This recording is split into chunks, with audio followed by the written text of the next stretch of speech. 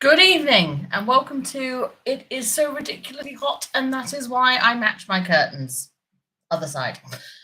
Oh, hello. How are you guys? It is boiling hot here in the UK if you guys are not in the UK. And when I say boiling, it's probably not what you think is boiling, but for me, it makes me look like a lobster. For reference, I have a fan on and I don't know if my microphone is working. So if I am just, a silent mouth in the distance, a la, a 1920 silent film, please speak up in the comment section so I know that my microphone has failed me. Oh, God. How is it already halfway through June? We're already like a month into the LARP season. We're almost halfway through the year. Technically, we are halfway through the year. And I feel like everything has shot by really, really quickly. Oh, hi, John. Nice to see you since you left my house on, Monday. Oh, yeah. Yeah, I don't know how the year is going by so quickly. It's absolutely ridiculous. It's already June. I've been to multiple LARP events already this year. I've got more coming up so soon, and it was all happening really rapidly, and I don't even know if I have enough stuff. So I may be on a shopping binge again very shortly, which may or may not be a mistake. Anyway, I hope all of you are well. I hope all of you are coping with the weather much better than I am. So, what is new for me this month? Because it has been a month since we all last spoke. Well, there's only one thing really sort of that's been on my calendar of things to do, and that has been for me to go to Empire, which I did last week. Literally, this time last Friday, I was sat in the woods with my tent having only just gone up, and I was already contemplating going to bed because I was knackered. Which I think says everything about LARP when you get to the point where it's like, Friday, you've only been timed in 3 hours. It's like, just go to bed, done a lot. Yeah.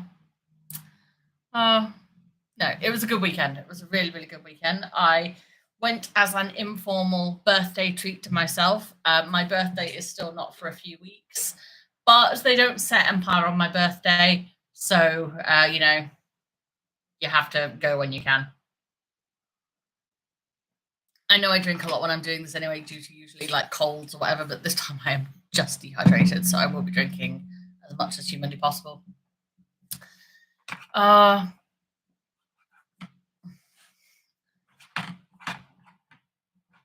like stuff. Stuff is good.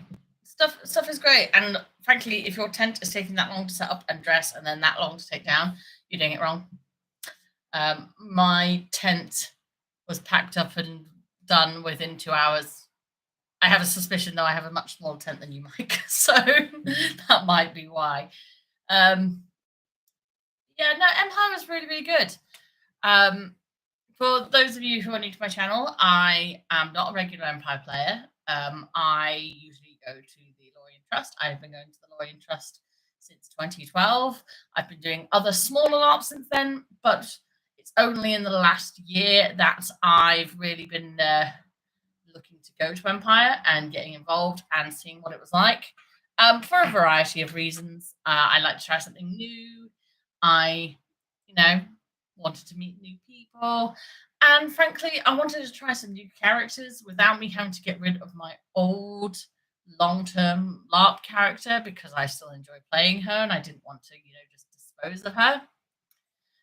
So I thought, I'll try Empire and that'd be great. And I went last September and had a magnificent time. And I was very determined that this year, not only would I go back, but I would bring a contingent of people. So long story short of it, I guilt-tripped, blackmailed, and overkeened at people until they said, yes, we will go with you. Jess, please shut up. It was interesting getting down there to start with, because I don't drive, my husband doesn't drive. So we essentially sent our big bulky stuff with our friends in their car, and we travel down via public transport, which one, I do not recommend you do if you have giant bags. Two, I do not recommend that you do if you are over the age of 30, because it's exhausting, and nothing makes you feel older than feeling that knackered on your way to LARP. And thirdly, don't do it with a child, because while my son was magnificent and traveled really well, the stress of all the people and moving all the bags resulted in him having a few rough moments here or there. Plus, he has little legs, and it slowed him down, which meant we had to go quite slowly. So we set off at 10 in the morning, and I don't think we hit the site for Empire Down in Silverstone until 2:30. It was a long day. And then we had to wait for our tent to arrive, set up our tent, get into kit, and then we could actually start playing, which took forever.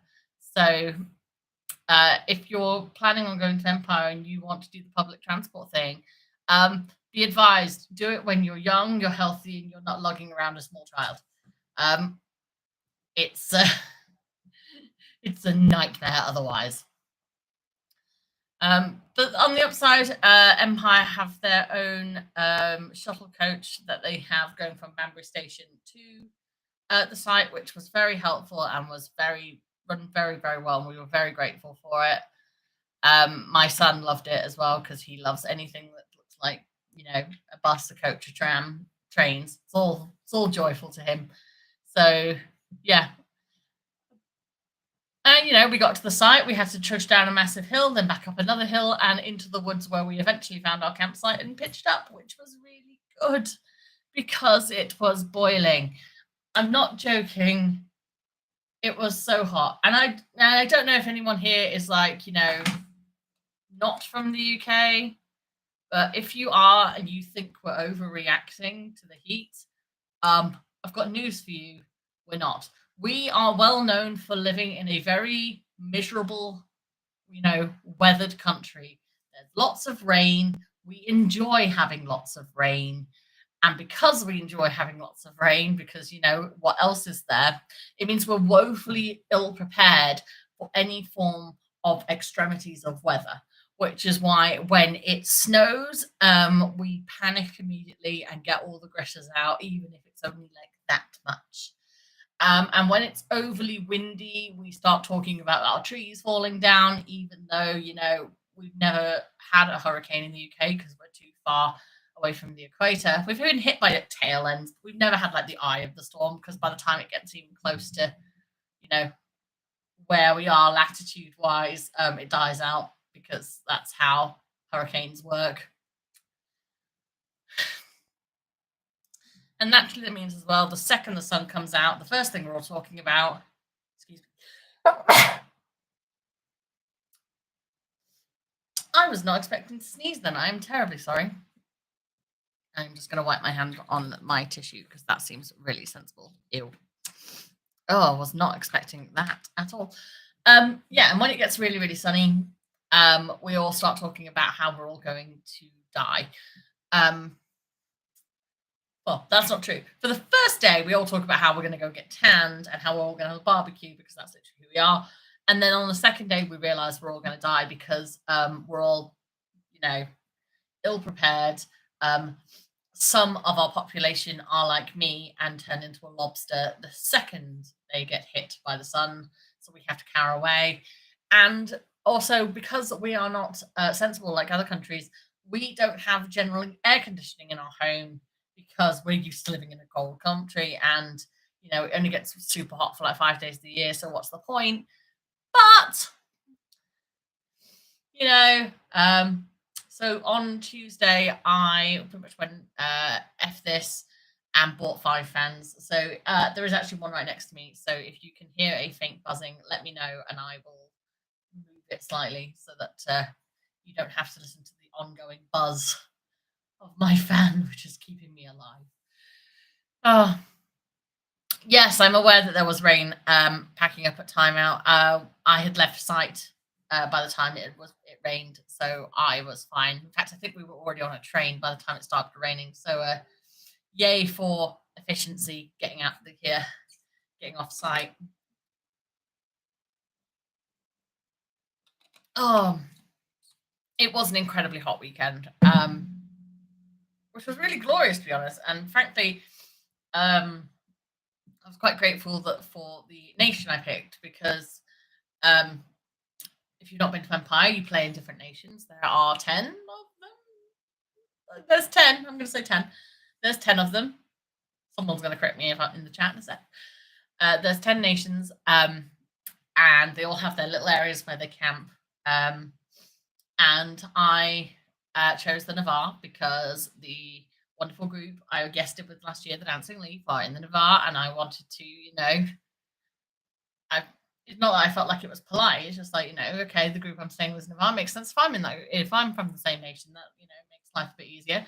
And that was the best choice, because not only are the Navarre super cool and super fun, they live in the woods, and that means there's shade. So much shade. Like, literally, it was so hot that you'd step out of the woods and the temperature of the whole world seemed to go up by 5 degrees. And there was no shade in any direction. Like, anywhere. You wanted to go and get food, you were just going to be fully exposed to the elements. You wanted to go to the toilets, you were fully exposed to the elements. It was boiling. So I am incredibly grateful that somebody many, many years ago went, let's put the Navarre in the woods, because they're woodsy people. And that meant that we were in a nice shady spot.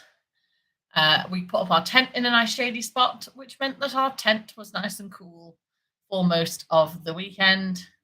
So yeah, when it got too hot for us to go out and do the role play bits, we stayed inside and chilled out, literally, which was great, because we had 2 small kids in our group, and frankly as well, I didn't want to go outside. So we just stayed in the nice shady bit for a few hours. It was interesting going as part of a group. I haven't been to a LARP as part of a group in quite a long time. I have a group at my other LARP Lorraine Trust, but I left that group when I joined the staff team, and now I'm off the staff team. I have sort of rejoined that group, but it's mostly an out of character thing, because I've only been to one event this year, due to the fact that I've had to manage childcare at home. So it's still, and even that was one day of that event, so it doesn't even really feel like I am back in the thick of it. So it was really nice to sort of have my friends and take them off into the woods and out and doing things. And we just sort of went for bimbles and had fun and did whatever we wanted, because we had no responsibilities bar each other. And that was really, really nice. And I feel like a real LARPer again, because I literally didn't have to do anything other than stuff I wanted to do, which was great. And I even managed some role play, because I do know how to do that, apparently. I set myself a small task for the weekend, which was I wanted to upgrade my in-game resource, because I have a herd garden as an in-game resource, and I really wanted to try and upgrade that, because it was the last event opportunity to do it for cheap. If I tried it at the next event, it was going to go up by like twice as much. So I really wanted to take advantage of that. And to do that, you had to get a wain of weirwood, which is I don't know how much a wain is. I'm presuming this is a real world measurement of something. I have no clue. But I had to go and get this. And what I didn't know until about 6 hours into my quest was that weirwood is an extremely rare resource, and it was super hard to get hold of. And that's my own error, because I thought, weirwood, it's wood, people with forests will have it. So I just need to find a person who owns a forest. Big mistake. That is not how this works. I should have read the rules more carefully, but there is a lot of rules for Empire, and it's all on a wiki, so it's a little bit easy to get lost and lose your train of thought. So I thought it was found in forest. It's not found in forest. It's an incredibly rare resource, and it is like gifted to people who are elected by the player base to have access to it. And then those people, I think, can distribute it however they like, which means these people have a great opportunity to make an extortionate amount of money, but it means you have to go and find these people. And if you're brand new like me and you don't know who anyone else is, you're a bit stuffed. But I persisted. I hate talking to people, and I'm a very, very nervous little person. I'll get into that in a minute, but yeah, I ended up talking to, getting out there and talking to some people and seeing if I could find, anybody who had this resource. And eventually I was pointed to a very large, resourceful family in Navarre who I'd heard about. And I didn't know what to expect, because when you've got a group that large and that resourceful, they're kind of on another level of LARPer. You find these in every sort of fest system. These large groups who have worked out the system and are really good at playing to their strengths in it. And they're not like gaming it or anything. They're just very effective at what they do. And I admire them all quite a lot. Groups like that, they're ones that know what they're doing, know how to essentially work the system in their favor. But I still find them super intimidating. So I put my big girl pants on and was like, yeah, okay, I'm gonna go and talk to these people. And I did. And one of them had the Wayne of Weirwood that I needed. And what I learned was that it's super expensive. So then I had to go and find the money for it, which was also not easy. And ultimately, I had to lean on the generosity of my wonderful group, who were very nice and very happy to give me, some rather large coins in exchange for them, me doing them in character favors, and performing some rituals for them and helping them upgrade their resources and various other things. I think I may have agreed to a babysitting session at some point as well. I don't remember. I don't think I did. I think he just handed me the coin. I think my friend who handed me my last coin didn't even actually ask me what it was for. He was just like, yeah, have money. I was like, brilliant. So I got the money together. I went and bought my Wayne of Weirwood, which was a beautiful prop. It's on my Instagram now if you haven't seen it. It was this beautiful sort of like sheet of paper that kind of resembled like an American dollar, but it was about that big. And it was gorgeous. It had beautiful artwork on it, beautiful lettering, and it had foil letters on it as well. So like some people, whoever made these, clearly went to a lot of effort to make a piece of paper that looked like it was worth something. I was very, very impressed. Which is why it's on my Instagram, because it was so pretty and I wanted to take a photo. so it's up on there now. And then I had to go and hand that into the God desk, which is God, games operation desk. And that went on my account, and I had to deal with the last of the upgrade when I got home, and their downtime system went up. But I did get to do that, and that is all ready to go now. So my achievement for Empire was made quite well, and I was very pleased with it. And that was my main goal for sort of the weekend, was to do this one little thing, because I wanted my family and my friends to see what Empire was like for themselves. So I was very determined that we were essentially going to go and play tourists. So we didn't really engage too much with the actual Navarre sort of role play, because they have things like their standings where they talk about, war councils and various sort of, things that they're raising money for, and their economic stuff. And that's all really, really cool.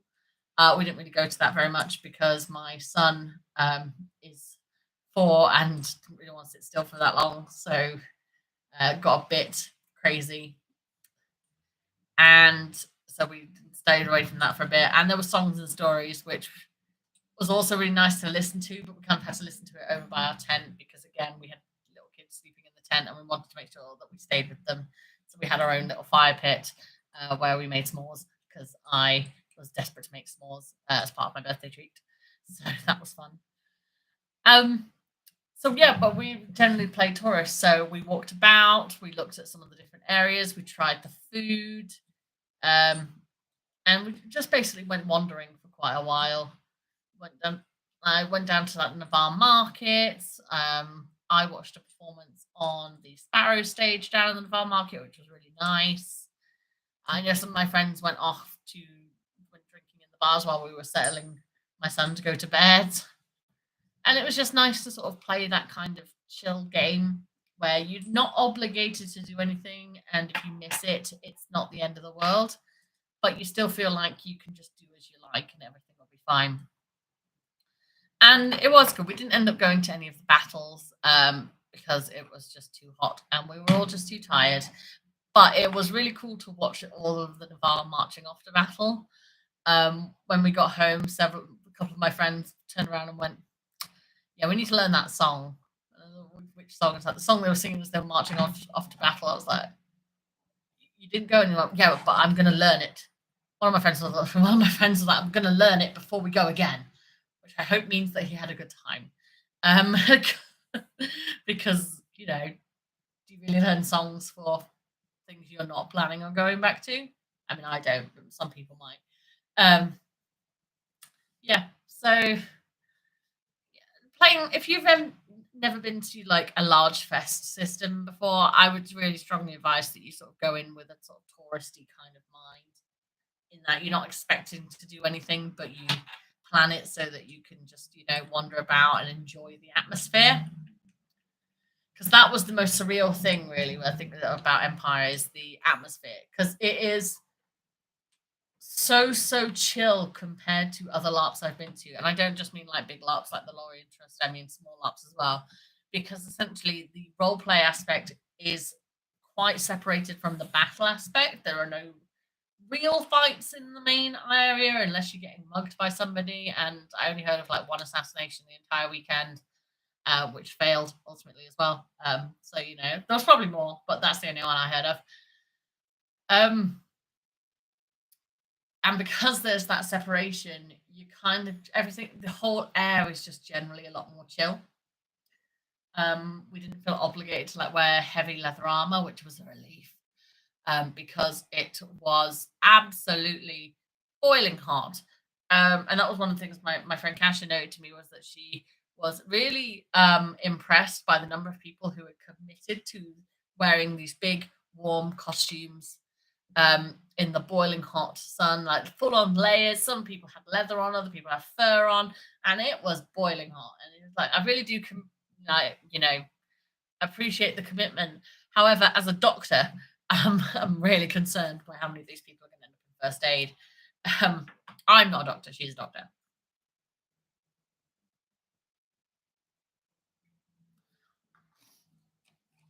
And that was only made worse by the lovely individual who was ahead of us in the God queue while we were waiting to go and get their characters sorted.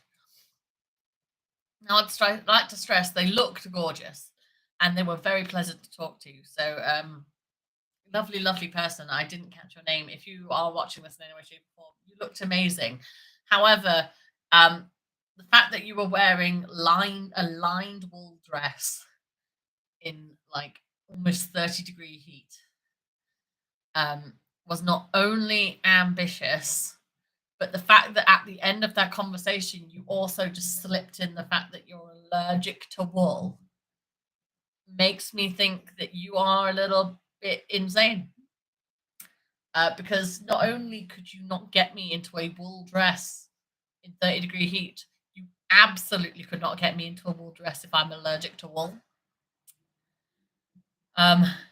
You looked amazing, but trust me that like the level, you had amazing aesthetic and you looked great, but no grand beautiful aesthetic is worth overheating and possibly having a allergic reaction. So you look great. Please don't do that again.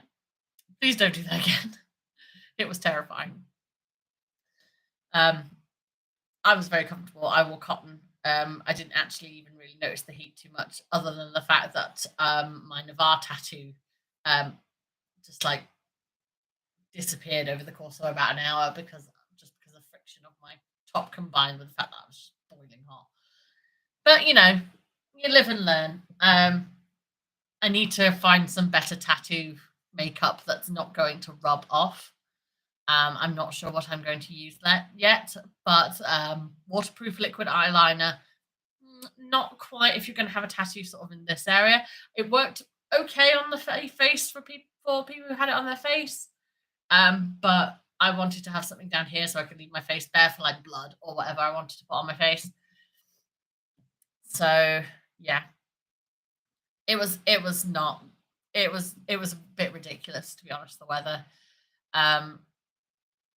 I wasn't surprised by the number of people who kept coming down to the Navarre camp. There were so many people in there on sort of the Saturday and the Sunday, and I think it's just people who are like, there's shade amongst the trees. So it was good though. It meant we led some really, really fun role play. So yeah. God, the level of costuming is amazing. It like everyone looked absolutely spectacular. One thing that I know has put off like a lot of people I know when it comes to Empire is the fact that there's all this thing about, you know, sort of what you expect minimum kit to look like at Empire, and how some people there can be very kit snobby. It's not quite that case. It's very simply, from what I've observed, the fact that they are all really keen to push the aesthetic that on their own people kind of police themselves. My nose is running so much. This is hay fever catching me late in the evening. Yeah, people kind of police themselves when it comes to the aesthetic, which is really cool and also a little bit frightening, because it means people will just push themselves to impressive limits.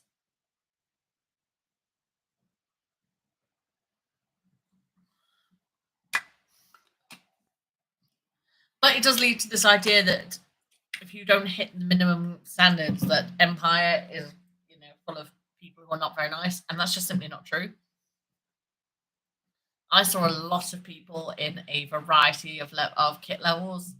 There were some people in like clearly some gorgeous like handmade gowns and tabards and tunics and armor, and a lot of them make it themselves because they are so talented and so brilliant, and they all looked absolutely fantastic. And then there was kind of like people like me who can't make clothes because we're generally untalented, wearing sort of stuff that we've bought from like Bergschneider or Holy Clothing or something like that. And frankly, that worked quite well. It looked on point. We were not boiling over, so it was comfortable, but it wasn't anything, you know, necessarily excessively grand. And then we had people who would come really sort of, you know, dressed down. There was a very lovely gentleman that I met in the group next to me whose costume was essentially a Primark hoodie that he'd cut the sleeves off, joggers and boots. And to be honest, I thought that was probably one of the best costumes, not because it looked really like authentic, but I didn't actually notice it until the Sunday morning. That's what his costume was made of, because very simply, he was a very good role player and he was a very sweet young man, which makes me sound really old. And it just meant that I was more interested in talking to him than I was looking at his kit. And I think a lot of people at Empire are kind of feeling along the same way, which is, as long as you're happy to get stuck in and get role playing, and you're okay to build your kit up a bit later when you can afford it, when you want to, when you know what it's going to look like. People are not that kit snobby, and it was really nice to see, because it was embodying this idea I've had for years, which is that if you want people to have good kit yourself, Because if you are wearing gorgeous armor and gorgeous tunics and beautiful dresses, then the people around you look at you and go, I want to dress like that. So they will buy beautiful dresses, they will make beautiful tunics, and eventually everyone's kit level goes up because everybody wants to look as cool as the person next to them. And that is the sort of what is the culture at Empire, is people come in with sort of maybe pretty basic looking kit, and they look at the people around them and they go, they all look really awesome, I want to look awesome too. And it works so well. There's so many beautiful pieces of kit that I looked around and went, oh, I can't look like that, I want to look a bit like that. So I've already come home and been, like, you know, scouting. Oh god, sorry, didn't realize Sam was cutting out.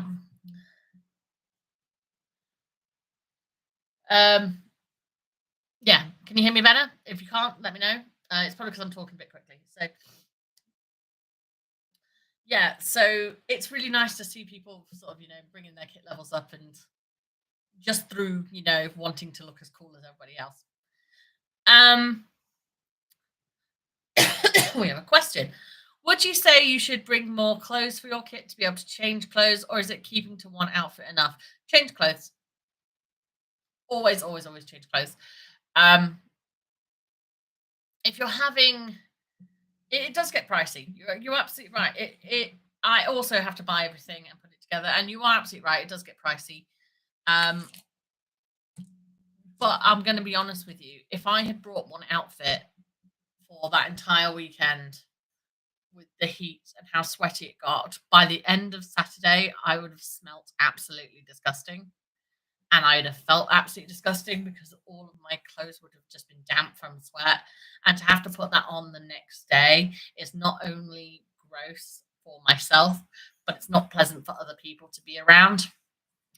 So yeah, my advice is always have enough clothes to last you every day. Have a thing. They don't have to be like super like decorative or crazy, but have something fresh that you can put on. So at the very least, you are not smelling of sweat. You are not smelling gross, and also you'll feel better in yourself as well if you have clean clothes on. Also, keep in mind as well that, you know, weather is rubbish, floors, you know, you can probably be on a very muddy site. You don't want to be in one set of clothes that you fell down in the mud the previous day. Yeah, you did stink the tent out, John. I wasn't going to say it while we were there. Multiple outfits is big and clever. I had a clean outfit for every single day. I felt magical. It was well worth it. So yeah, please bring outfits for every single day of a LARP. There is no excuse for poor hygiene. This is the 21st century.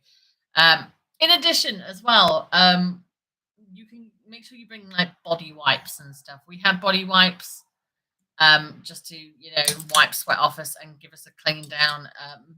Like big ones, like baby wipes, but huge, so they could be used on our body, and it was well worth it because it just meant you got the sweat off you, and, you know, changing into pajamas if you actually did change into pajamas, because on that first night I passed straight out. I was so tired. Didn't expect that at all.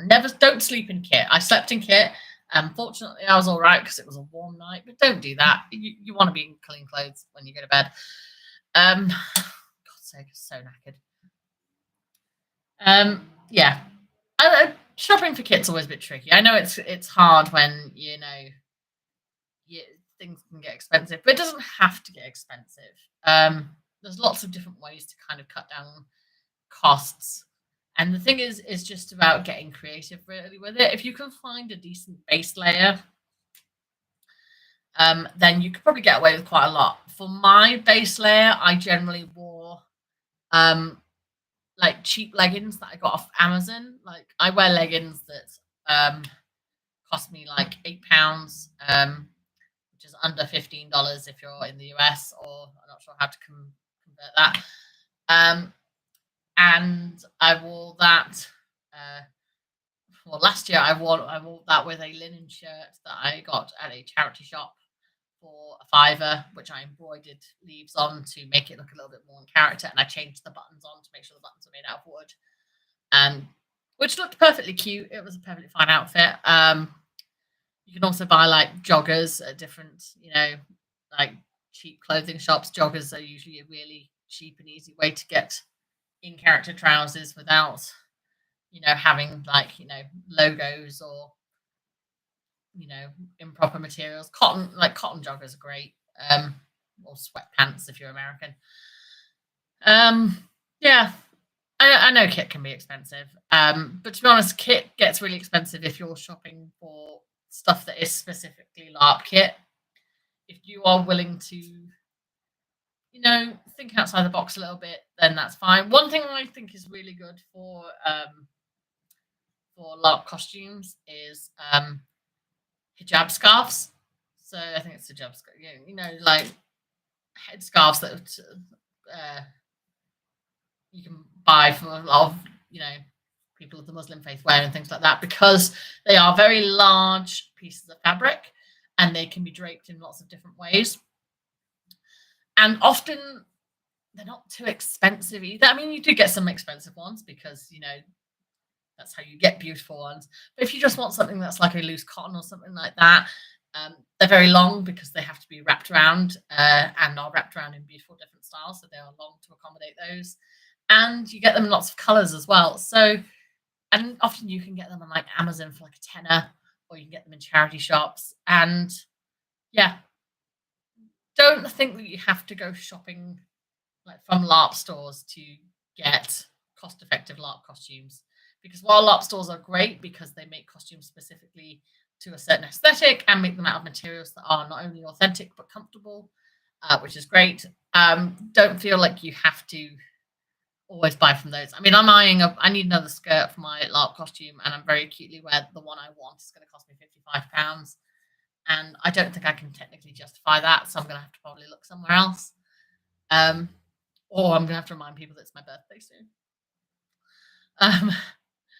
Yeah. What do you want for a birthday? I want a gift voucher so I can buy a skirt. Or is it a nice skirt you can wear out? No, it's one I can wear in the woods with my friends. I am a nerd. It's not good.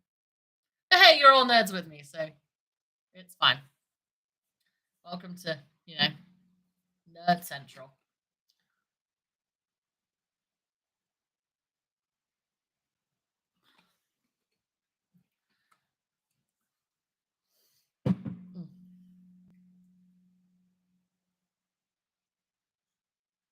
That is a good solution, LD. I only spend big bucks on statement pieces not attached to base layers, so I can swap out base kit every day, collars, wigs, lineage, prosthetics, etc. Yes, I always think that's a good idea. If you can't have a costume every day, at least make sure you're swapping out those base layers so that, because that's the bit that's going to get sweaty. That's the bit that's closest to your body and it's going to make you uncomfortable. So at least make sure you have a fresh layer of that every day, even if it's just leggings and like a light t-shirt or something, just to make sure that whatever is closest to your skin is not sweaty and gross. And it's keeping, the muddy, gross bits that, have been on the outside away from your skin as well. Yeah, there's nothing worse than sweaty or muddy kit on the second day. Really nothing for you or for other people. So lots of flowers over plain base layers. You have Dornish kit, but I don't want to be Dornish. I want to live in the woods. I want to live in the woods and be a woods witch, brewing potions and casting magic spells, which I tried to be, and epic failed, and that was glorious. It was okay. I spent a fair bit of time like trying to buy herbs because my herb garden was still sort of underway because I'd swapped it around in between events, which meant I had money from my business instead. So I ended up spending a lot of my money on getting some herbs so I could make potions, which I never got around to making. Fortunately, they do not expire, so I've got those sitting waiting around. And I also bought a mana crystal, which I have the card for right here. Because the cards are super cool. Just because, they've got a bit on the back, and then this because they tear on use. I just like them. But I also have my fizz wraps, which are these glow in the dark crystals that I got from LARP Box ages ago. And I've been working out for ages what to actually do with them, and I realized that these would be perfect because they do glow in the dark, and that, just looks really, really funky. So yeah, my mana crystals glow in the dark. Up your game, everybody. Wahaha. But yeah, I did spend ages making all of these gorgeous potion fizz wraps, like potion vial sort of thing. And it took me less than 20 seconds to work out that people don't actually want to buy those unless they have a potion attached. Which I'm glad that I actually can make potions, because that was always my intention. But because I only had a limited amount of herbs, I never actually made a potion. So when I went to try and kind of sell the fizz reps, people were not up for it, so I didn't actually sell any, which made me sad because they are beautiful. I'm going to post pictures on my Instagram later because they are absolutely gorgeous, and I am quite gutted that no one wanted to buy any, but that's okay. I will try again at my next Empire event, because I'm going back. And I have some ideas on how I can actually make some money at Empire. So we'll see how that goes. And my aim is to essentially to play, a wood switch kind of thing. So not only selling like potions, but maybe selling some sort of in-character bits as well. That, home remedy kind of things. Not like, medicine, because that's dumb.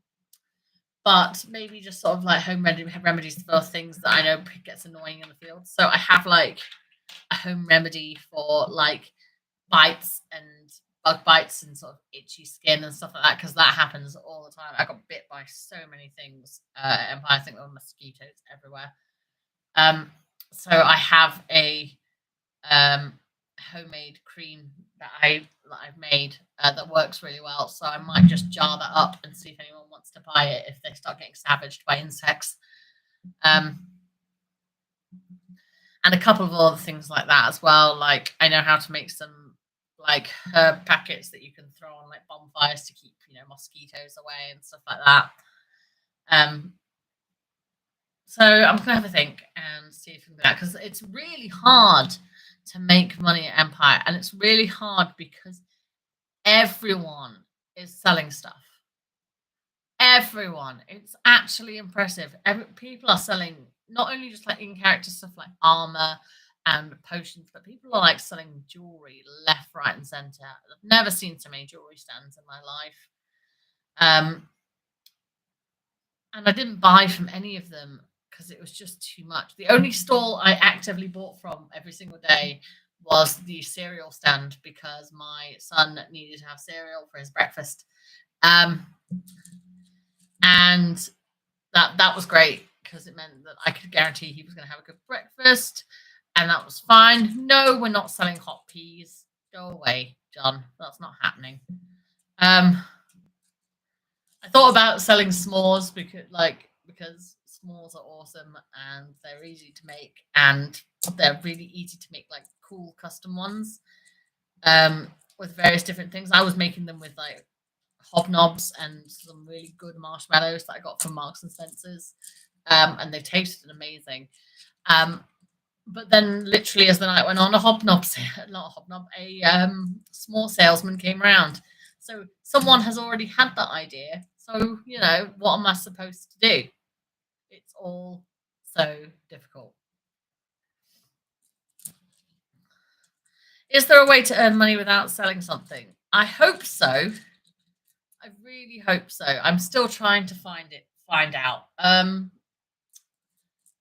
mean, I know that some people played instruments, and like, yeah, I know people will have like instruments, and some of them were like playing for tips and stuff like that. There was like 2 bards in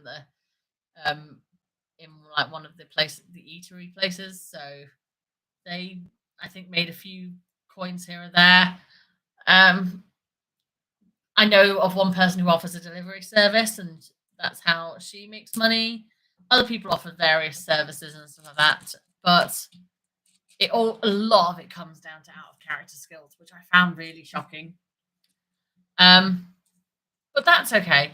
One thing I thought was really good is that there are ways of getting in character money without doing like OC stuff, which involved having the resources of businesses or farms, which was great because it meant that you ended up with like a throne to sort of have, and we use that for like drinking money or to buy a bit of food or to cover cereal, or buy some herbs and mana crystals and all that sort of thing.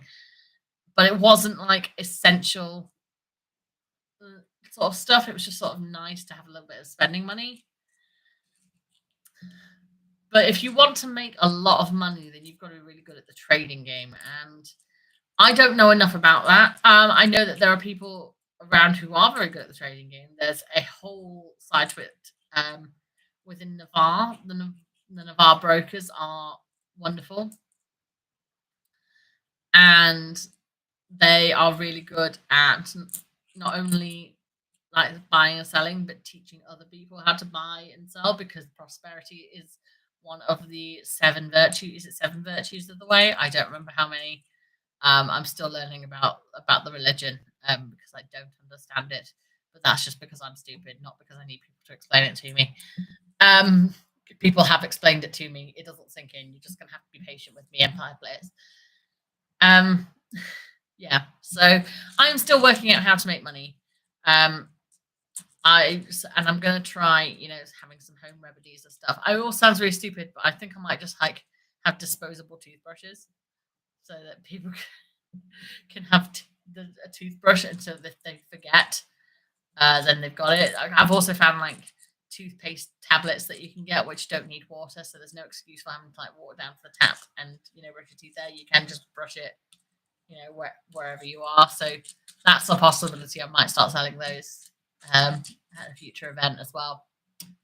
I'm basically going to try and turn myself into not an in-character pharmacist, but not an out-of-character pharmacist, because I will not be dispensing drugs, because that's not sensible or legal. And if you see me in the field and you are not feeling well, I strongly advise that you go to first aid and not to me. The Weaver's Rest Tea House. Have I been to I may have been to the Weaver's Rest Tea House, but only last year. I didn't get up to Dawn. I need to go to Dawn because, my in-character mother is Dawnish, because I thought that would be, a fun story to have and give me reasons to go up to Dawn. And then I never went, which was upsetting because I wanted to go and see the whole Night of Flowers thing, which sounded really cool. And there was like people dueling in their dueling square, and I never got to go and see any of it, and I was very sad. So, all right, I will probably up to a point at my next event, which I'm be. Then I definitely didn't go to Weaver's Rest if you weren't at Anvil last year. So where did I go? I went to a pub in Dawn, and it was really nice in there. It's all right. I will go, and it doesn't matter. It doesn't matter if I'm wrong, because I can just, I can go to Weaver's Rest this year, because why the hell not? I can do whatever I like. I'm a big girl. So I'm hoping to be at E3 because I am getting addicted to Empire in probably a way that's a little unhealthy. So long story short, one of the reasons why I was very keen to go to Empire this event is because my husband was available to come with me. Oh no, microphone! Do not fail me, microphone. I paid way too much money for you. Hi, Harry. I'm good. How are you?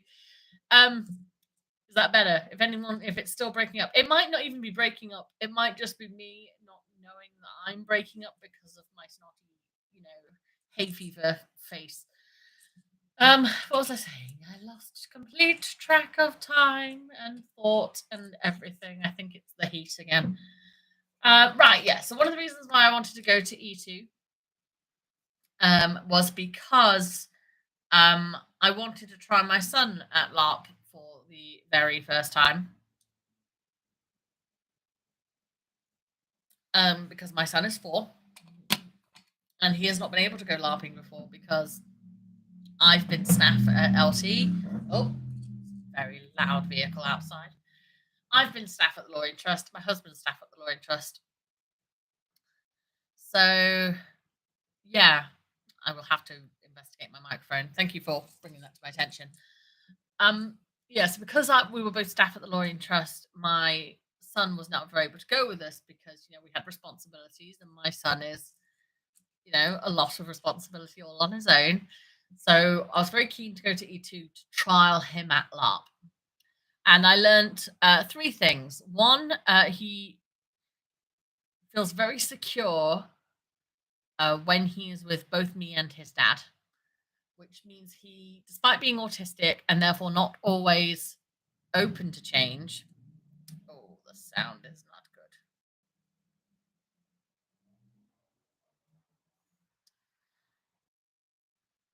How am I now? Can you hear me? Oh, I hope so. I don't like it when my thing is not going very well. I'm just going to check the sound while I'm talking. I am terribly sorry. So looks like it's okay. So it might not be the thing. It might be the place where my microphone is plugged in. Hang on one second.